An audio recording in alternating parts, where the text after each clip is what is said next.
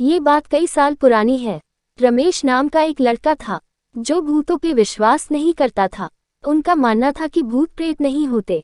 मगर एक हादसे के बाद उसकी यह सोच पूरी तरीके से बदल गई। रमेश गर्मी की छुट्टियां मनाने के लिए अपने गांव गया हुआ था।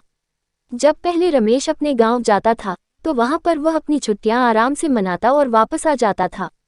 मगर इस बार जब अपने गांव छुट्टियां मनाने के लिए गया तो वहां जाकर पता चला कि इस गांव में सरकटा हुआ एक भूत घूमता रहता है। खैर रमेश ये सब बातों पर विश्वास नहीं करता था। उसे लगा कि उसके घर वाले उसे बाहर घूमने नहीं देना चाहते, इस कारण यह अफवाह फैला रहे हैं।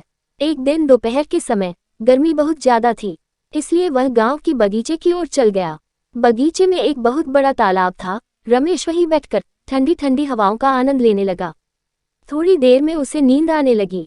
तभी उसके पास कोई आकर बैठ गया और उससे बात करने लगा। रमेश भी आधी नींद में उस आदमी से बात करने लगा। बातों ही बातों में उस आदमी ने रमेश का सारा अतीत उसे बता दिया।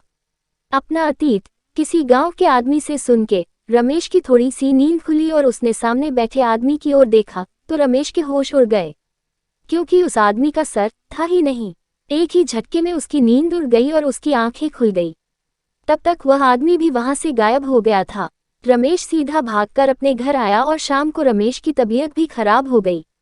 रमेश बहुत बीमार पड़ गया। जब रमेश के घर वालों ने उससे पूछा क्या हुआ है तो रमेश ने सारा किस्सा घर वालों की बता दिया।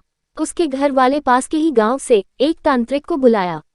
जब तांत्रिक ने उसका झाड़ फूंक किया तब जाके रमेश की तबीयत में सुधार हुआ। उस घटना को सोचकर वह आज भी डर जाता है।